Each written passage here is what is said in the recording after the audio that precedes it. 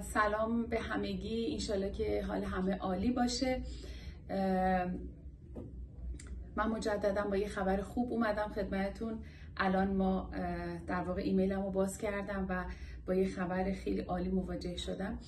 یکی از دوستای خیلی خوبمون، یکی از کلاینت‌های عزیز و صبورمون در واقع استودنت ویزاشون صادر شده از دانشگاه یورک تورنتو. ایشون مجرد هستن و 33 سالشونه. به همراه شما عزیزان میریم که بهشون زنگ بزنیم و این خبر خوب رو بهشون بدیم.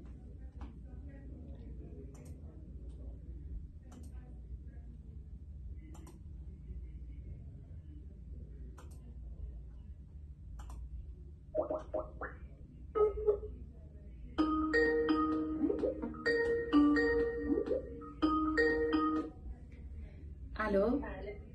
الو سلام. سلام، احوال شما؟ خوبی عزیزم؟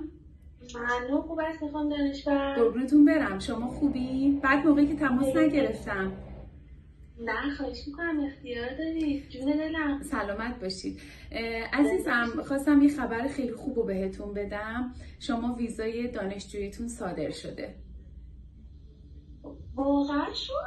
بله عزیزم شد. و بالاخره خیلی ممنونم ازتون. خیلی متشکرم، اصلا باورم نمیشه.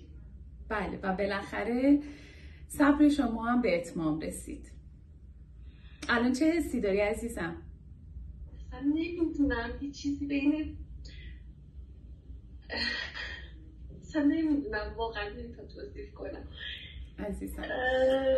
با خیلی ممنونم ازتون خانم دانشگاه، اصلا باورم نمیشه. خواهش میکنم. خب یعنی اصلا عزیزم خب خیلی حس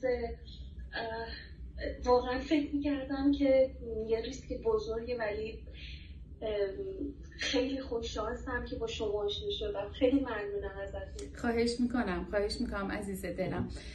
خب خواهش میکنم.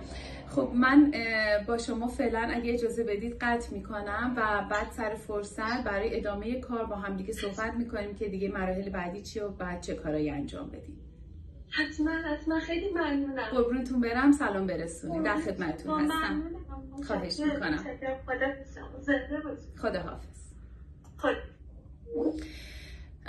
بله ایشون تقریبا 3 ماه پیش برای دانشگاه یورک اپلای کردن. آیلتسشون 6.5 هستش و در واقع ایشون رشته مهندسی مکانیک هستن توی ایران و برای فوق MBA براشون ما کار انجام داده بودیم. در خدمت شما هستیم.